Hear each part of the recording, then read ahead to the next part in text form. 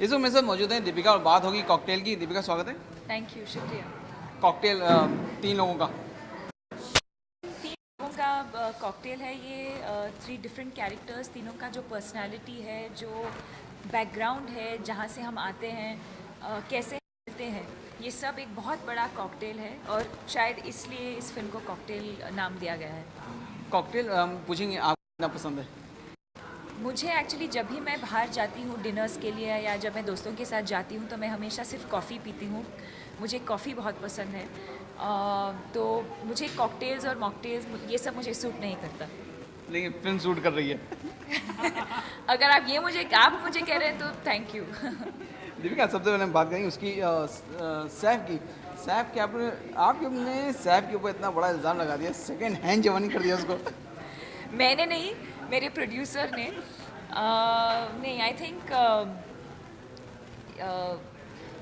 ये पता नहीं किसका आइडिया था या कैसे हुआ, बट जिसका भी आइडिया था और जो जो जिस तरह से हम लोगों ने शूट की है, जैसे वीडियो का जो लुक है, कैरेक्टर्स को ध्यान में रख के जैसे अनाइटा ने स्टाइलिंग किया है इस सॉन्ग को, बहुत मज़ा आया। और it's I think it's just an extension, क्योंकि actually we have not really had एक दो ऐसे स्टेप्स हैं जो कोरियोग्राफ्ड है, जो हम सब ने रिहर्स की है, बट अपार्ट फ्रॉम दैट बाकी सब काफ़ी बहुत ही स्पॉन्टेनियस है, बहुत ही हम सब ने ऐसे ही खुल के हम सब ने किया है। तो I think a lot of it comes from the fact कि हम तीनों इतने अच्छे दोस्त बन गए और इतना सारा एनर्जी है और फ्रेंडशिप है हमारे बीच। आई थिंक वही नज़र आता है इस वीडियो में। दीपिका वो कौन सा स्टेप है जो आपने कोरियोग्राफ मतलब किया है, जिसकी रिहर्सल की है, वो कौन सा स्टेप है? ऐसे ही हाथ से बता पाएँ? नहीं। मेरी एंड जवानी, मेरी बैंड जवानी, जो कोरस में जो जो स्टेप आता है वो। कुछ ऐसा कुछ करके ना। जी, ये वाला। सैफ की क्या रिएक्शन थी जब आप बोल रही थी सेकंड हैंड जवानी तुम्हारी? आई थिंक सैफ को शूट के बाद रियलाइज़ हुआ कि हम क्या कहने चाहते हैं। आई थिंक जब हम गाना एक्चुअली शूट कर रहे थे उसको भी शायद कुछ समझ में नहीं आया होगा, बट गाने के बाद उसको शायद लगा कि अरे यार ये लोग क्या कर रहे हैं मेरे साथ। दीपिका सैफ के साथ ये आपकी 3rd मूवी है। Third, yes. कैसा है सैफ के साथ? ट्यूनिंग बहुत अच्छी हो गई होगी। इसके बारे में सोच रही थी, दैट्स आवर 4th फिल्म। हाँ, दैट्स अ 4th रिलीज जो जी। सैफ बहुत ही स्पॉन्टेनियस एक्टर हैं और जब भी मैं उनके साथ काम करती हूँ या इंटरैक्ट करती हूँ या जब भी हम साथ में जब सीन्स करते हैं, मुझे कभी ऐसे लगता नहीं है कि हम दोनों ने इतना टाइम स्पेंड किया है साथ में। बिकॉज एक ये भी हो सकता है कि you're so comfortable with your actor कि there is a tendency of getting bored, या लोगों को शायद लग रहा होगा कि या लग सकता है कि अरे यार अभी कुछ केमिस्ट्री बचा नहीं या ऐसा कुछ। बट आई थिंक जैसे हम कैरेक्टर्स प्ले करते हैं या जो भी हम करते हैं स्क्रीन पे, बहुत ही स्पॉन्टेनियस लगता है, बहुत ही नेचुरल लगता है। एंड आई थिंक ये बहुत एज एन एक्टर बहुत ही स्पॉन्टेनियस है, तो उनके साथ काम करने में बहुत मज़ा आता है। हमको जहाँ तक पता है कि आपका जो कैरेक्टर है वो ऐसा है कि अपने इमोशन छुपा लेता है, अपना दर्द जो है वो दिल में छुपा लेता है और हंसी चेहरे पे रखता है। जी, मेरा कैरेक्टर ऐसा है और एक्चुअली मैं पर्सनली भी ऐसे ही हूँ।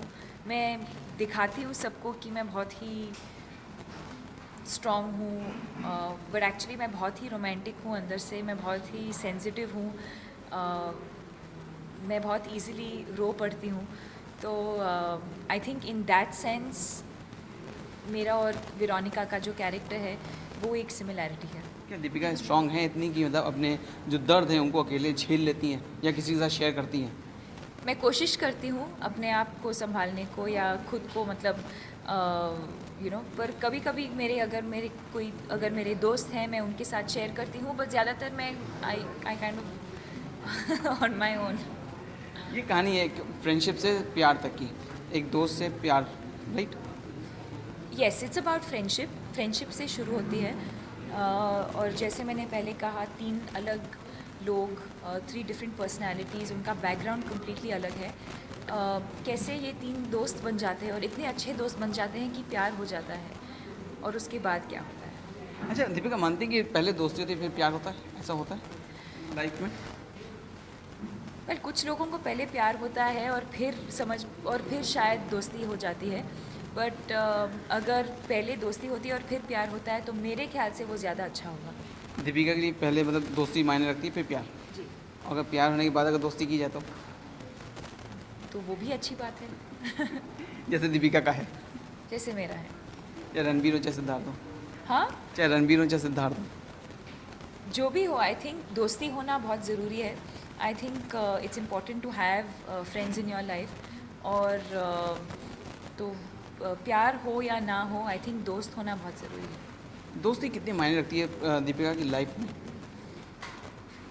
I think eventually you know जब जो भी हम एक्सपीरियंस करते हैं लाइफ में या whatever we go through in life, दोस्तों को साथ लेना या दोस्तों को उस सिचुएशन में होना या for people to be a part of your life, it's very important to have friends. And हमारी इंडस्ट्री में it's very important all the more to have friends and to have real friends because it can get lonely.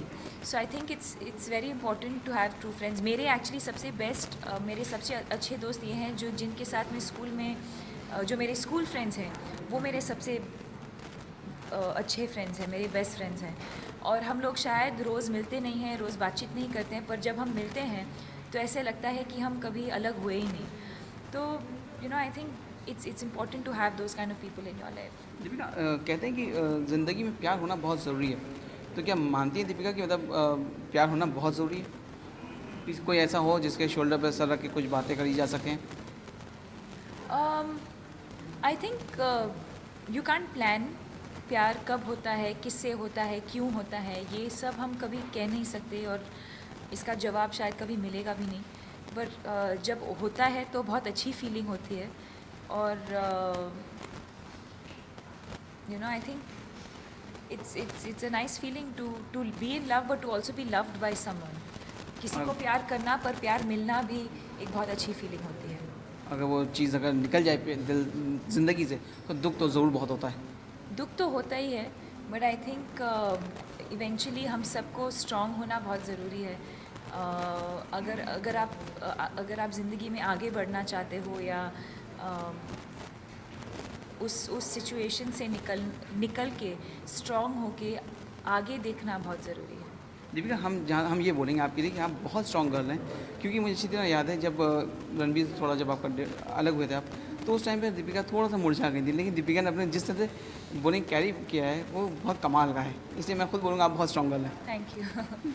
Deepika एक चीज़ और भी बोलेंगे कि Diana पेंटी भी साथ में है, ये तो डायना पेंटी के साथ कैसा रहा, मतलब रियल लाइफ में कैसा रहा उनके साथ, ऐसे ही रहा हंसी मजाक वाला सफ़र? बिल्कुल, इनफैक्ट मैं सबको यही कहती हूँ कि ये हम इस फ़ोटो के लिए हम किसी ने पोज़ नहीं किया है, हम ऐसे ही हम मस्ती मजाक कर रहे थे बीच पे, और हमारे जो स्टिल फोटोग्राफर थे शूट पे उन्होंने हमारा फ़ोटो ली और उसका इतना बड़ा पोस्टर बन गया है। दीपिका आपने इस फिल्म के लिए कुछ खास अपनी फिजिक अपनी बॉडी पे कुछ वर्क किया, इसमें आपने बिकनी पहनी है? थोड़ा बहुत मेरा जो वर्कआउट है, पहले मैं योगा करती थी, फिर मैंने वर्कआउट थोड़ा सा चेंज किया, मैंने पिलाटीज़ शुरू की, मेरे डाइट पे मैंने थोड़ा ध्यान दिया, और बस डिसिप्लिन, क्योंकि कभी कभी हम बाहर डिनर के लिए बाहर जाते थे और सब लोग डिज़र्ट और चॉकलेट खाते थे और मैं वहाँ बैठ के सिर्फ फ्रूट या ऐसा कुछ चीज़ खाती थी। तो डिसिप्लिन होना बहुत ज़रूरी है। पर आज जब मैं रिज़ल्ट्स देखती हूँ स्क्रीन पे, या जब लोग कहते हैं कि मैं स्क्रीन पे अच्छी लग रही हूँ, तो बहुत अच्छा लगता है। दीपिका हम ये बोलेंगे आप लोगों ने दोनों ने मिल के ऐसा लग रहा है कि सैफ भी अच्छी तरह वाट लगाई।